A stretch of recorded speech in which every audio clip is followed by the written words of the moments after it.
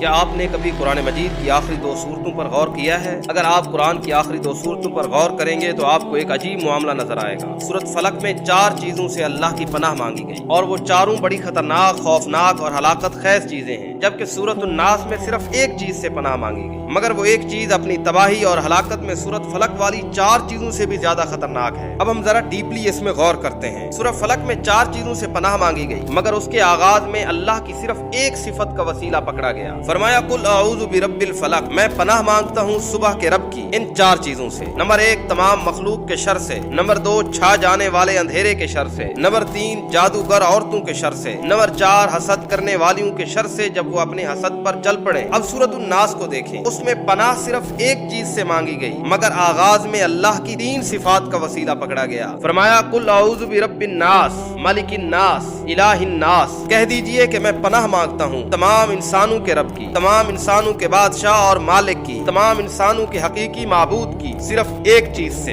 اور وہ چیز ہے خناس۔ اے تمام انسانوں کے رب، اے تمام انسانوں کے بادشاہ، اے تمام انسانوں کے معبود برحق، مجھے خناس کے شر سے بچا لے۔ یہ خناس یعنی چھپا ہوا دشمن، انسان ہو یا کوئی جن یا پھر کوئی شیطان۔ خناس اسے کہتے ہیں جو سیدھا آپ کے دل پر وار کرے اور آپ کو پتہ ہی نہ چلے، اور وہ یہ وار کر کے چھپ جائے۔ چھپ جانے کا مطلب یہ ہے کہ یا تو نظر ہی نہ آئے یا بظاہر دوست اور خیر خواہ نظر آئے، مگر وہ حقیقت میں آپ کے دل میں کوئی برائی اتار دے۔ بہت ہی خطرناک معاملہ ہے۔ اگر دل میں وسوسہ اتر گیا پھر تباہی ہے۔ آپ دیکھتے ہوں گے کہ خاوند بیوی محبت سے رہ رہے ہوتے ہیں، کوئی آتا ہے ہنستے کھیلتے 2 لفظ بول کر ان میں سے کسی کے دل میں وسوسے کا بیج بوتا ہے اور پھر وہ چھپ جاتا ہے۔ بس اسی کے 2 لفظ کا وسوسہ اتنے حسین اور قریبی رشتے کو برباد کر دیتا ہے۔ محبت فنا ہو جاتی ہے، دکھ اور غم اور شکوے جنم لے لیتے ہیں اور زندگیاں تباہ ہو جاتی ہیں۔ اسی طرح شیاطین جو جنات ہیں نظر نہیں آتے، آپ کو کسی ایسی بدگمانی میں ڈال جاتے ہیں، پھر آپ خود کو روک نہیں سکتے اور اس بدگمانی کے طوفان میں آپ کے کتنے رشتے، نعمتیں، محبتیں تنکو کی طرح بہہ جاتی ہیں۔ تو ہر وقت اللہ سے دعا مانگتے رہا کرو کہ اے اللہ ہمیں خناس کے شر سے محفوظ فرما۔